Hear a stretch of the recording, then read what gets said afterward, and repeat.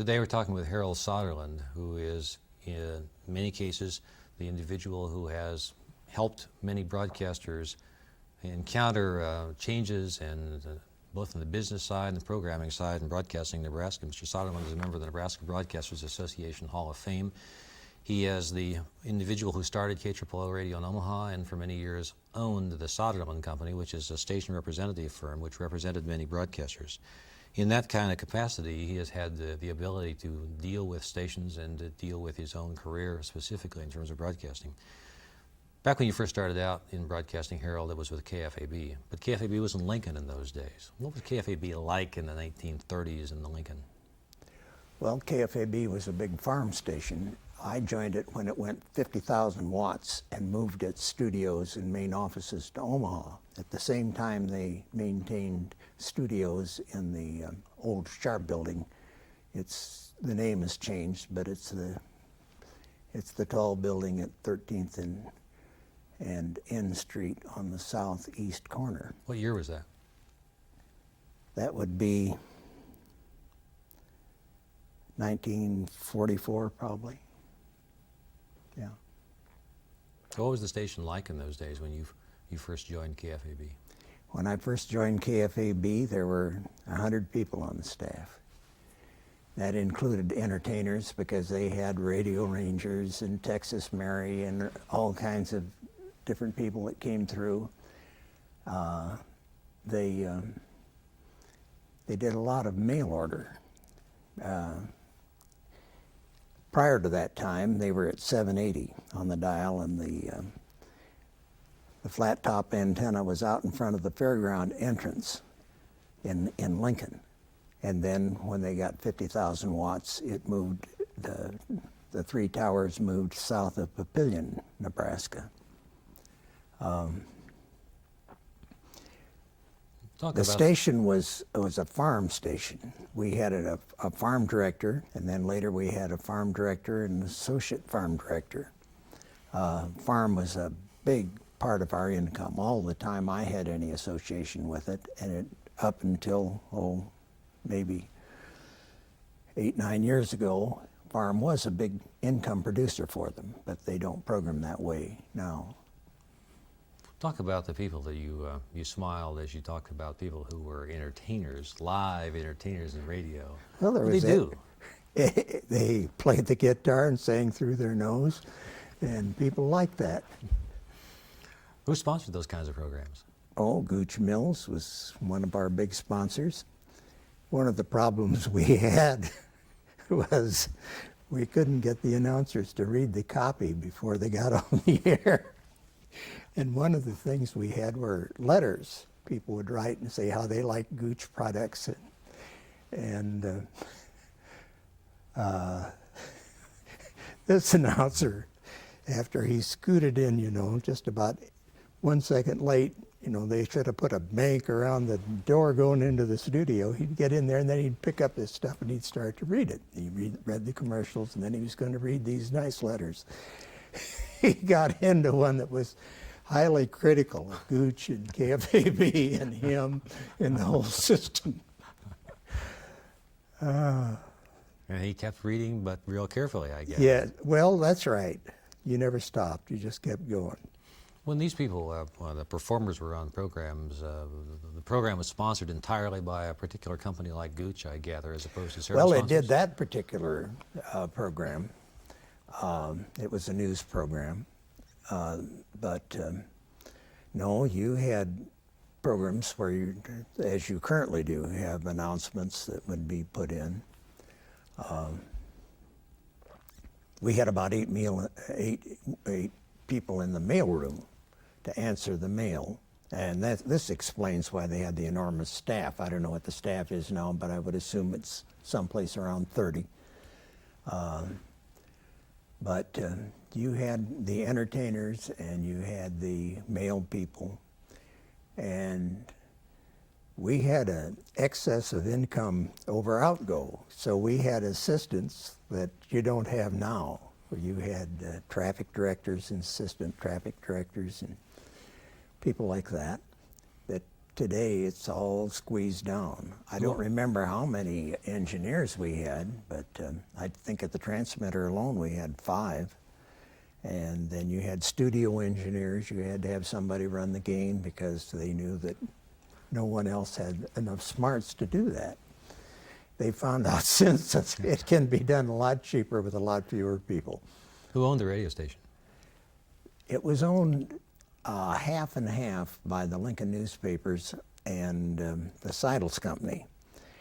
Theoretically, there was a gap of about 3% of non-voting stock that was owned by the executives with the company. The general manager had about 2%, and I had about 1%, and so it would be probably 4%, because Bremser, who was the program director, had 1%, and then Bill McDonald, the farm director, had a small percentage. And this was because we were going to get television.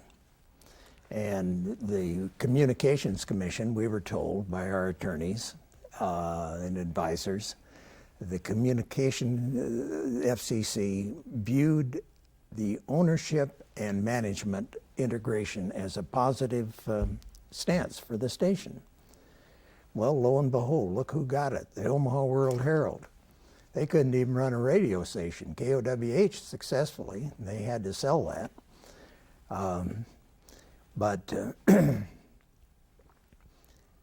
What was your responsibility when you were? I was the sales manager. How many people were in sales at that time? There were 5 of us. Oh, and 5 and a couple of women that would do the letter writing and that type of thing. What constituted a good year in sales for radio stations in those days? I think KFAB would do about $1 million, and that was a lot of money. The smaller stations like KOOO, we would do about $14,000 a month. When did you establish KOOO? I think that was in 1957. How did you decide to go off and establish a radio station, which of course is a really kind of an entrepreneurial venture? Yes, it was. Not many people have that experience to go out and really start. Well, and build most a people station. don't have the courage to do it. Why did you have the courage to do it? I had wanted to get into television, and after we found out that the Omaha World Herald was more persuasive than our people, who had and we had a very successful radio operation, but they gave it to the Herald. I decided I was going to leave and start my own station, so I did, and I filed and got it and put it on the air.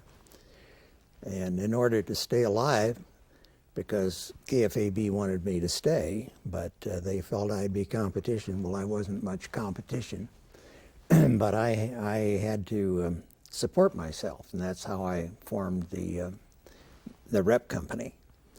Well, just so that we stop for a moment and let people know, what is a rep company? Rep company, that's the short term that you use in this business. It means representative. All of the media have representatives. The radio stations, the television stations, magazines, newspapers, outdoor, car cards, subway cards, all advertising media have representatives. They will usually, if they can, associate themselves with what's called a national rep.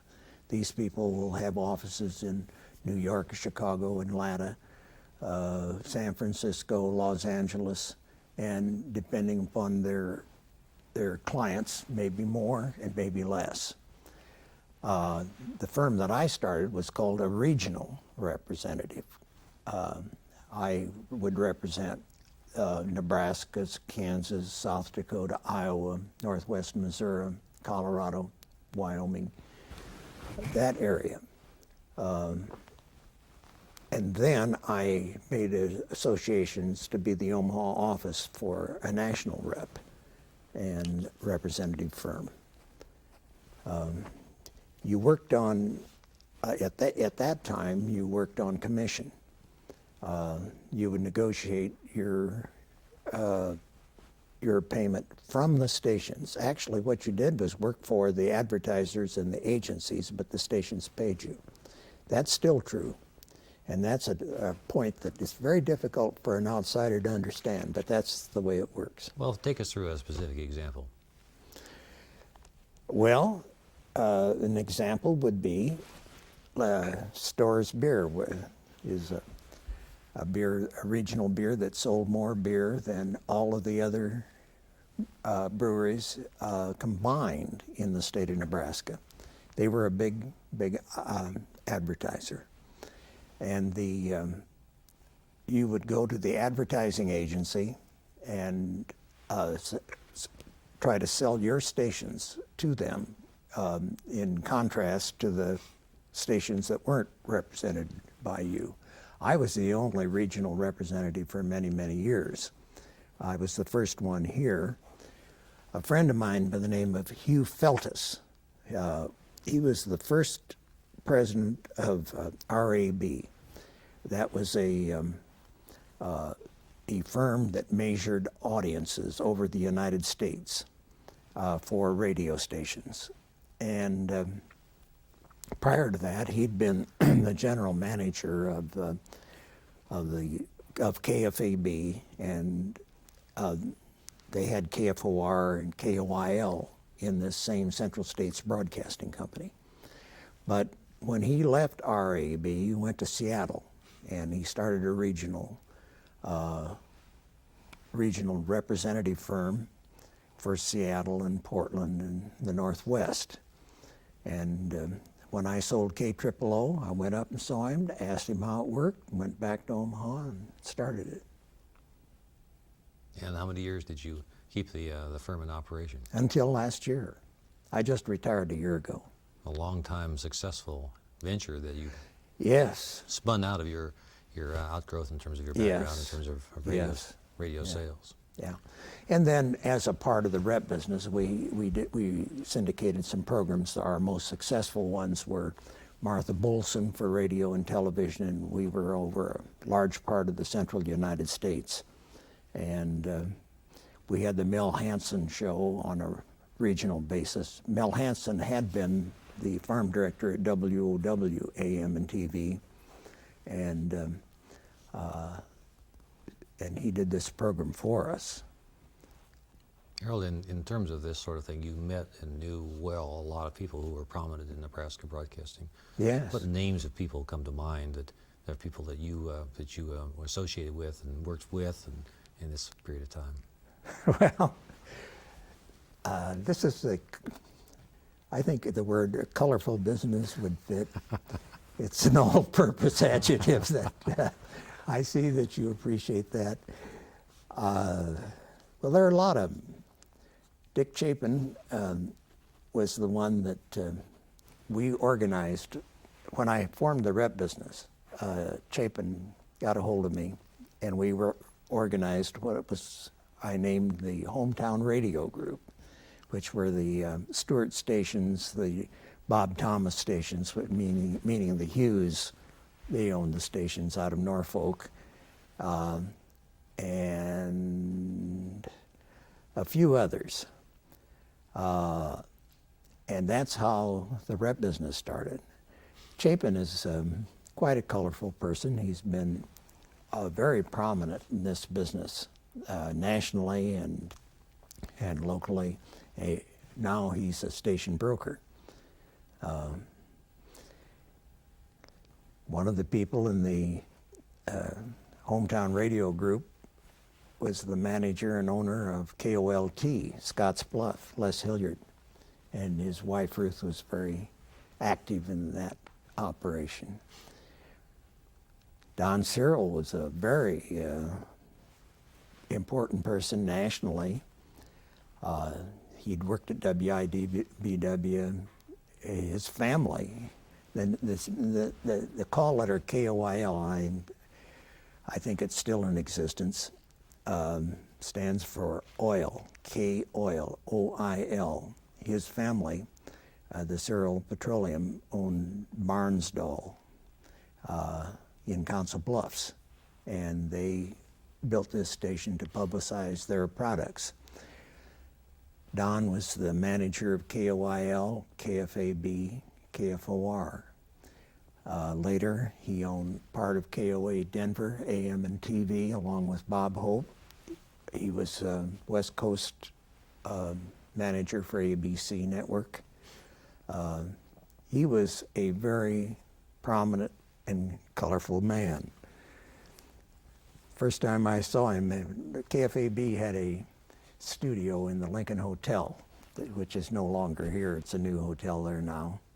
It's at 10th and P Street on the southwest corner.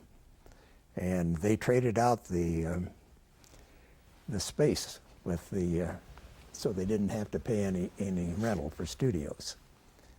And people used to wear their hair slicked back, and he was a handsome fellow, had his hair parted on the side and it was slicked back. I think they had graduated at,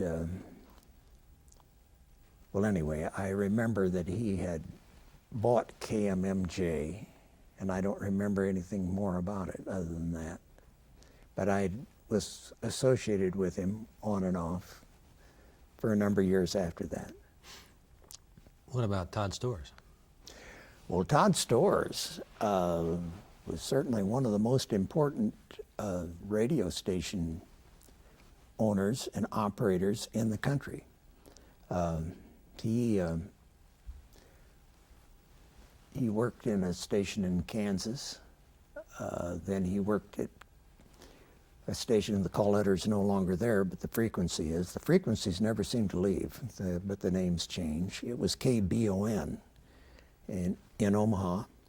Then he worked for me at KFAB as a salesperson.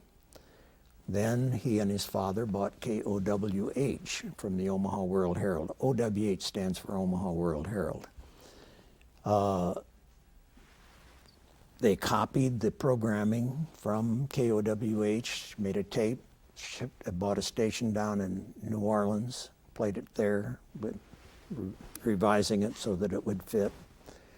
Then they bought WDAF, not DAF, what's WHB in Kansas City. I remember talking to Todd. He said there should be a law about making as much money as he made out of it. I mentioned about KFAB having 100 people. Well, I think he had 27 running that Kansas City outfit. There's a fellow named Bud Armstrong, George Armstrong. He was active in association work nationally. He never did much in the Nebraska broadcasters, but he did nationally. He was the general manager of the Kansas City Storrs station, and later was the general manager of all of the Storrs operations. They had stations in addition. They sold KOWH to a man by the name of Buckley. He's a columnist. And William F. Buckley. that's the man. He and the Stars, there are a couple of Star fellows, Pete Starr and his brother, had an association of stations, and they were many places, including Texas. But they bought the station, and somebody thought that he was a leader in radio. He made the speech at the Ad Club after he'd bought KOWH. And he said in his speech, he said, why would Todd Storrs do a terrible thing? He used a colloquial word that I hear on television a lot anymore, do this to me with KOWH, inferring that it was a bad deal for Buckley. But Storrs, he had stations in Kansas City, in Oklahoma City, in St. Louis, in Minneapolis, and Miami. A man by the name of Jack Sandler formed a scholarship fund, and I contributed to it. too, in memory of Todd Storrs at the University of Nebraska School of Journalism. Jack was the manager of WQAM. That's the Storrs, was the Storrs station in Miami. I think all of them have been sold. Why did Todd Storrs get so much national notoriety?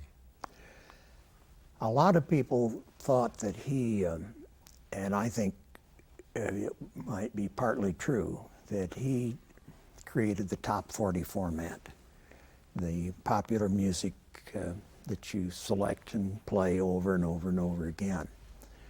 When he first bought KOWH, he tried to program it as it had been. There was a man by the name of Gaylord Avery, who was later with the CBS network as an announcer, and he had a program finally, who was the manager.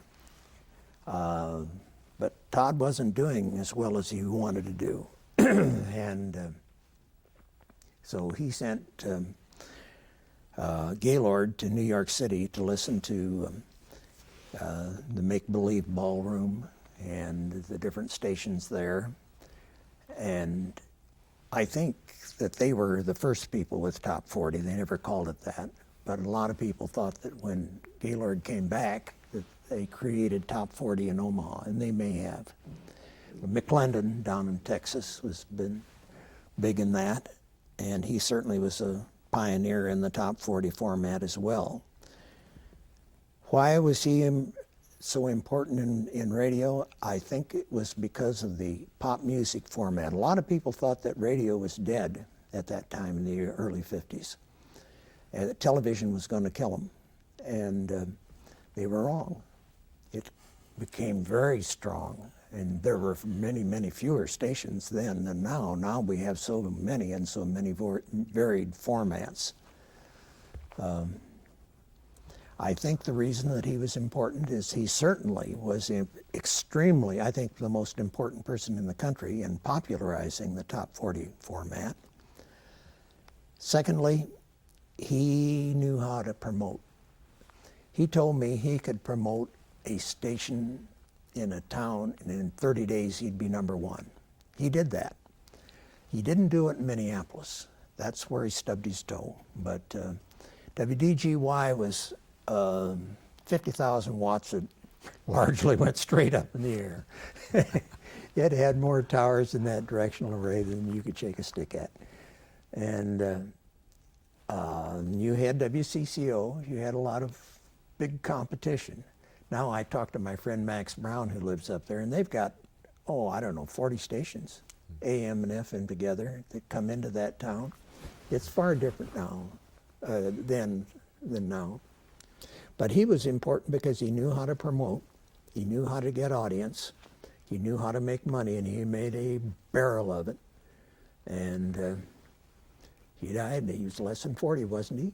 Yes, I think so. Max Brown's another familiar name in Nebraska broadcasting, who has been very successful and perhaps another facet of the way of business works. Talk about Max. Well, Max was in the co-op movement in the farm field. And he had taught at Brookings, South Dakota, at South Dakota State, agricultural economics. And then he got into the co-op movement and thought that they should have a radio station to serve the farmers and ranchers, particularly of Nebraska, but of Nebraska and the surrounding area.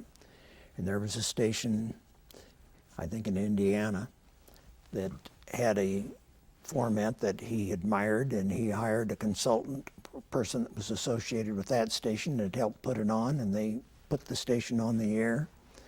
I think 1040 was the frequency, and it was a daytimer.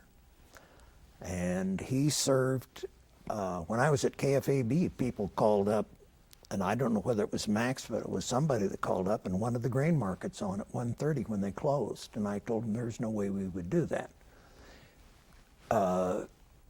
Radio was not geared, even though KFAB was a farm station, it wasn't geared to the farm like KRVN. KRVN has market reports and weather reports and farm information all day long. They have news, and they have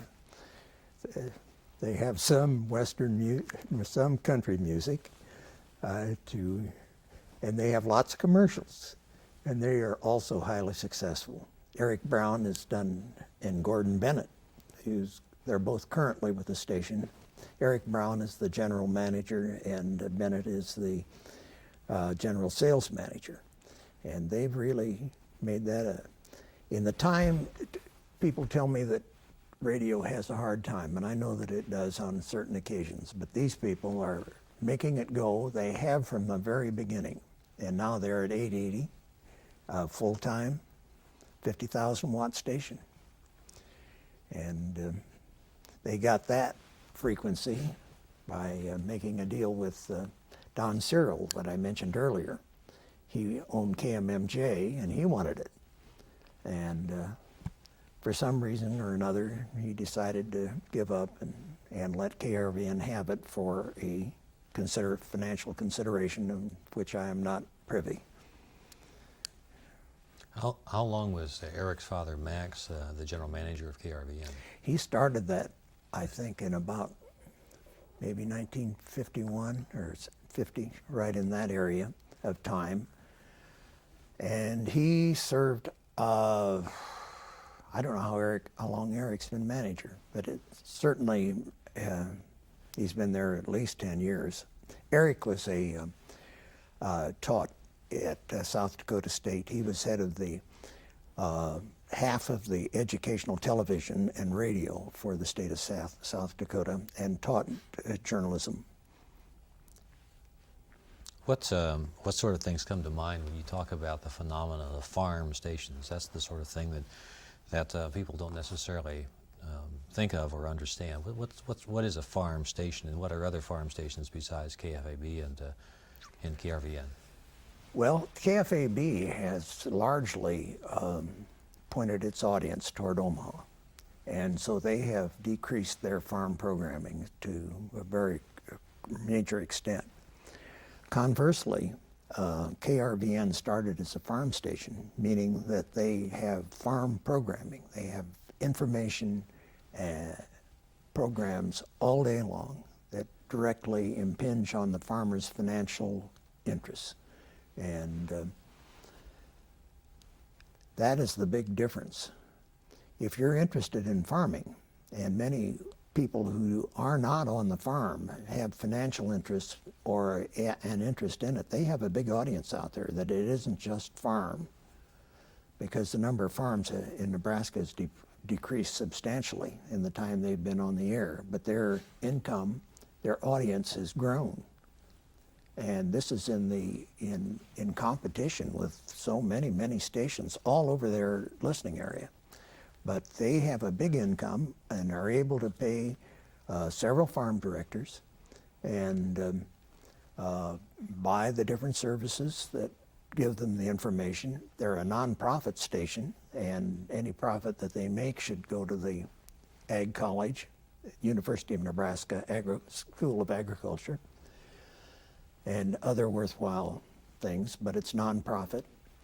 So they are truly dedicated. The whole reason why they're there is to serve the farmers and ranchers.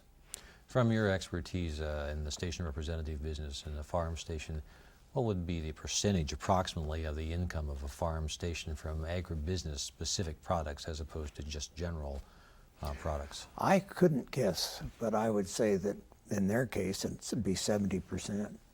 Which is, of course, a phenomenal Yes. way of bringing in sort of things. Yes. From the standpoint of their regional representative business, when you were working with the agencies and so forth, how many of those would have been what I guess I would refer to as agriculturally related products or services? It decreased from the time I entered the business. It was quite substantial when I first entered it. And when I left it, agriculture was a very small part of the total income, mine and the stations that I served.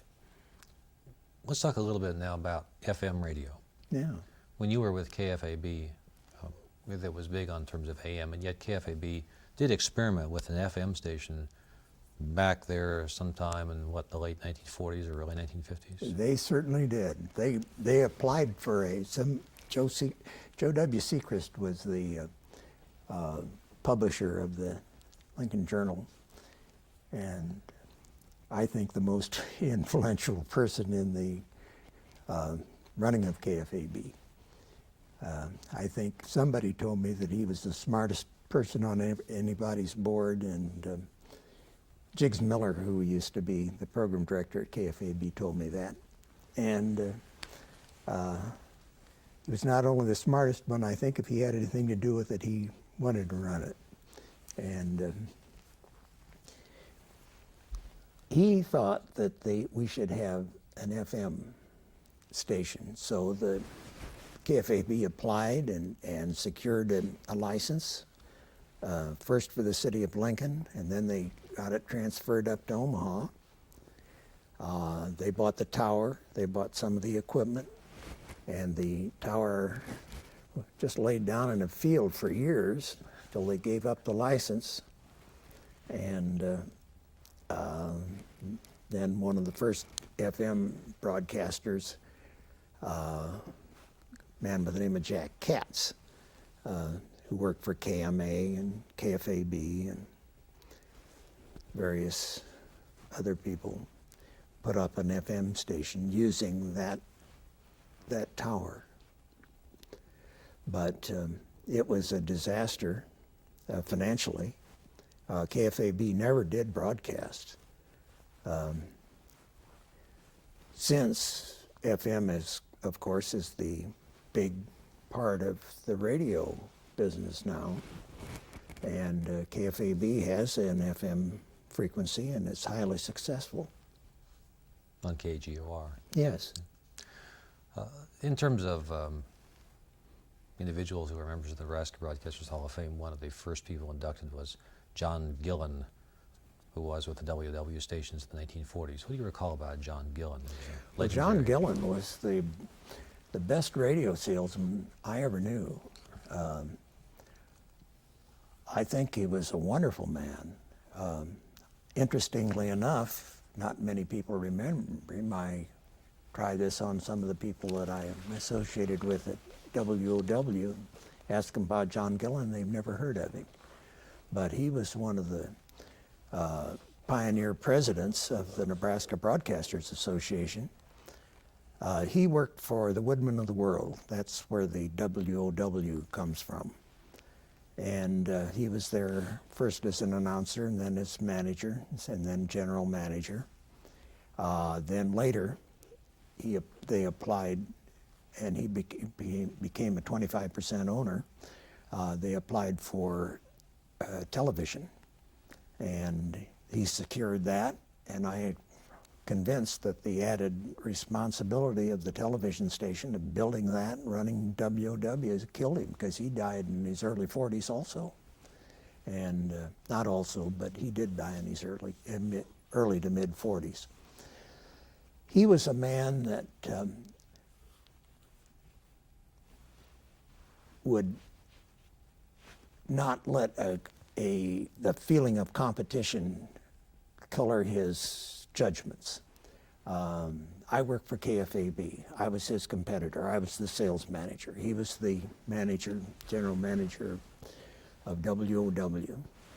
And I wanted to have radio stations have a national an agency recognition bureau. And I mentioned this to him. He mentioned it to Saul Tashoff, who was the publisher of the Broadcasting magazine. And I wrote an article for that magazine and about it, because all of the successful media had agency recognition bureaus, and they would decide who should receive agency commission. And so I went all over the country and was on the sales manager's executive committee of the NAB, and this changed my whole perspective in radio and had an enormous effect on me. I bring that out because Gillen, when I'm told by employees of Coil that when you walked by WOW, all KFAB, KOIL, WOW were all catty corner around 17th and Farnham. And I'm told that Cyril told his people that when you walk by WOW, expectorate on the sidewalk. Well, Gillen didn't have that in him. He helped me, and he helped a competitor. You don't know too many people like that. That's right. He was described, as I understand it, as the man with the rose in his lapel. What was the significance of that? Well, he was a showman. He had a rose in his lapel, so they would remember John Gillen. He had an expense account that was equal to his salary, I'm told, and I'm sure that was true. When he would call on agencies in New York, he would give the woman on the switchboard candy or flowers, and it would go on all that way. At that time, a number of my associates would drink down in the subway bar of the athletic club. And if Gillen was there, he would pick up the check for everybody. And this is not an inconsiderable thing. And I don't know who could help him in that group and who couldn't. But he used a style of selling that is foreign to many of the current practitioners of I guess art is the proper word. It's not a science. How did the radio stations, how were they perceived by the audience in the late 40s and early 50s in Omaha, KFAB and WOW and KOIL? You mean in a competitive standpoint? In a competitive situation, who were the personalities and well, you mentioned WOW was the leading station at that time. They were 590 full time. That signal went out all over the area of the Omaha market area. They had the audience. They had live bands at noon. Lyle DeMoss was their program director. He had earlier been program director of KFAB, KFOR. And later he produced as a sideline, the Union Pacific Network, ABC network show. He was prominent in Lincoln, more prominent in Omaha. Freddie Ebner was their sales manager. Foster May was their big news person. He even had a escaped convict surrender to him, which was he was also nominated to be the candidate for the Democratic Party for United States Senate. That's the first time I ever saw a radio person mentioned on the front page of the Omaha World Herald. Now I see these things quite often, but at that time that was foreign. Foster May was the man on the street person? Yeah, he used to do that here in Lincoln, and then he went to Omaha and did it. And it was Coil did that also, KOIL. A fellow named Byron Head was a very prominent man on the street personality. Well, technology being what it was then, which was not like it is in more modern times, how did they do a man on the street program? They just got in front of the Omaha National Bank building at 17th and Farnham and on the northeast corner, and people would gather around them. Radio, you see, this is prior to television, and radio was a big thing, and people wanted to have a chance to say their little bit in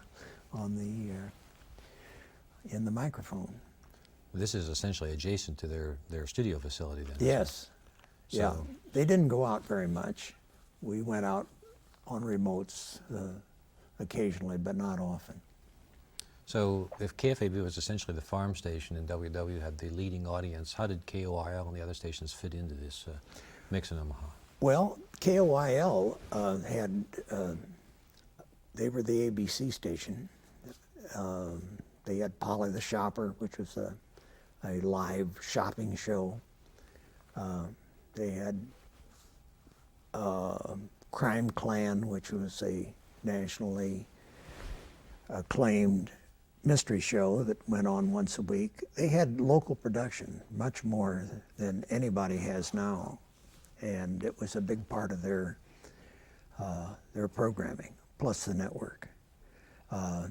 They had a lot of audience, and KFAB had substantially none. When I started KOOO, I had more audience than KFAB did. But Bremser got the thing put together finally, and then they were the big station. Where did the call sign for KOOO come from? Well, my wife and I sat down in the basement and went through all these numerous lists of possibilities and came up with it. At that time, you would submit 3 names, suggested names, and that was one of them. And O was for Omaha. What was the programming on the station? It was it was country. We called it country. It was country western. About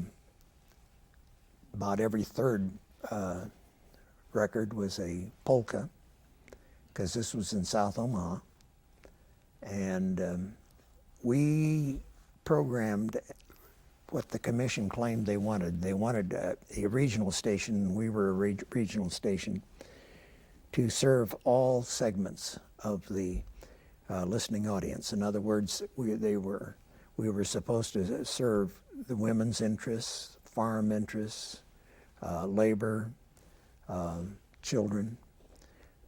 We even had, on Sunday, we had a classical music program for a couple of hours. We had a couple of hours a week for the black community of North Omaha.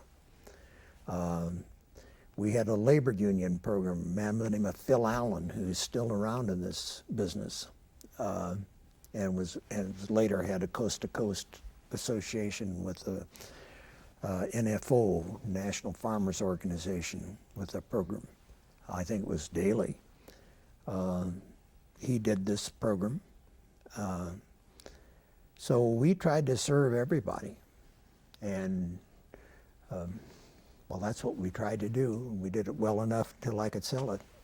Let's change the channel a little bit and talk about television, and talk about the Martha Bolson television program, and how that came about and how that was successful as a program distributed by your firm.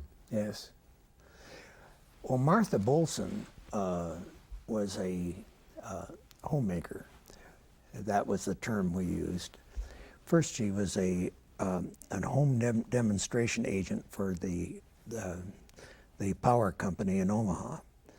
And well, first she worked for the Omaha Bee News, and she was Prudence Penny.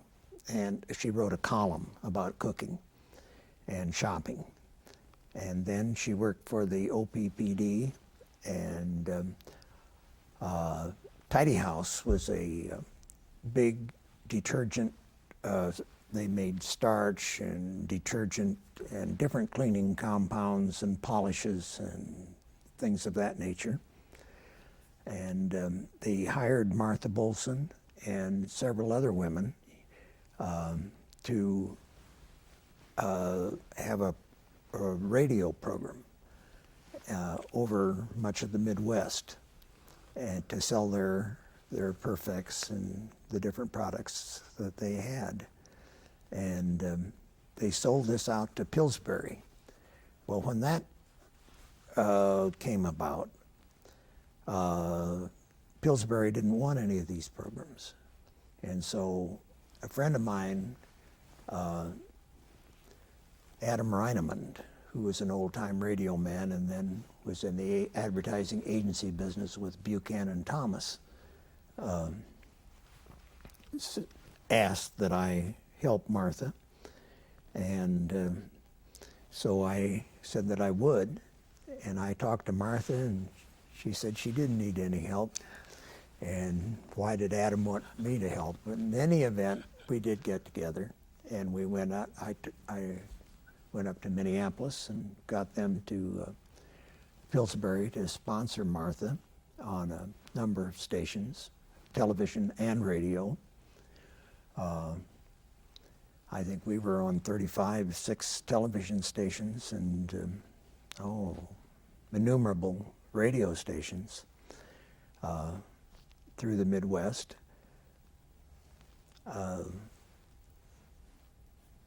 And we sold participations as well as programs to many, many different advertisers, Safeway Foods and Red Star Yeast, and, a number of others. And then when we syndicated it, we would keep some of the spots and let the stations sell the others, so that they got some money and we got some money. What's the approximate years that that program was syndicated that way? I think we started that in the late 60s or mid 60s and ran it till 1981. What was the successful niche that you found there for that kind of a program that was so successful? Well, we certainly didn't start homemakers, but Martha's, both her television and her radio, were 15-minute or half hour, depending on the station, or 5 minutes even. All had to do with cooking, like we are now in a television studio. We were on all 3 of the Omaha television stations, but let's say KETV, because that's the one we wound up with the most. Martha would, she would originate the recipes from her grandmother's sources and the sources that she had. And she had an assistant. She had 2 assistants. One would help her, Virginia, and Dawson would help her with the cooking. They would cook everything at home. Then they would bring it down to the studio. Then they would cook it there, another batch, but it wouldn't necessarily be finished. And the engineers and the crew at KETV were probably the best nourished in the city. And that's how it would work. She became a very prominent broadcast personality, Yes. and largely due to your own efforts and was successful in the program, and because of your presentation, I know that she's in the Nebraska Broadcasters Yes. Hall of Fame as one of the very prominent women broadcasters over a period of time. She was a very fine person and a very successful broadcaster.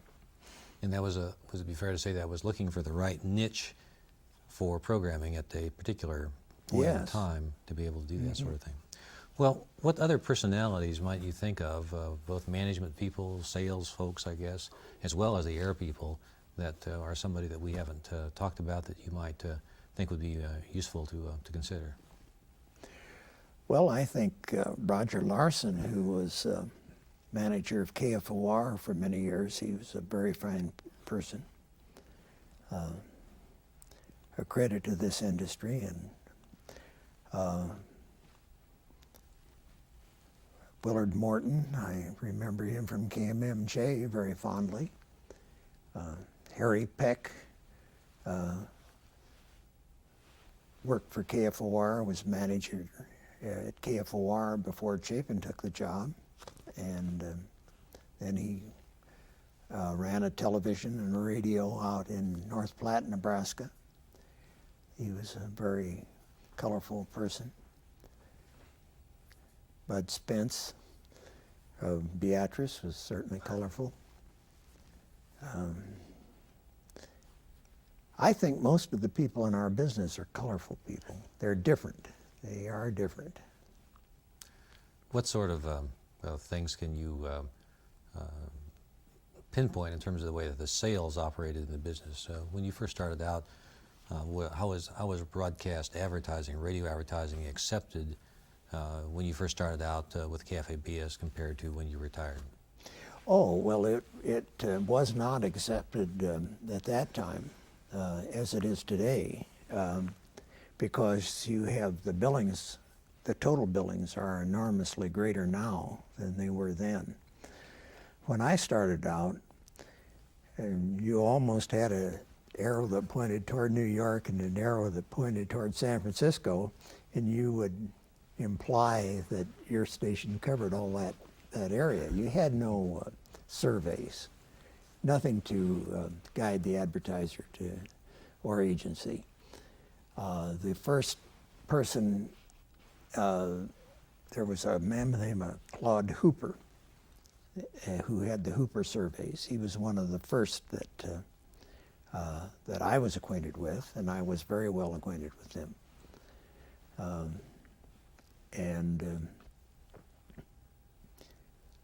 But he brought a counting of first it was Hugh Feltus with his BMB that counted audience. Then Hooper would not only count audience, but he would count audience for specific stations at specific times. And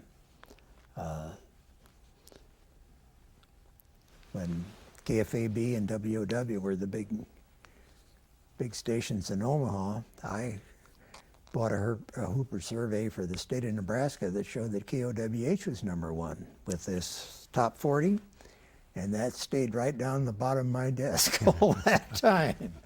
I don't know where it is now. When did ratings first become prominent in terms of being used as a sales tool? In Approximately the early what time? 50s.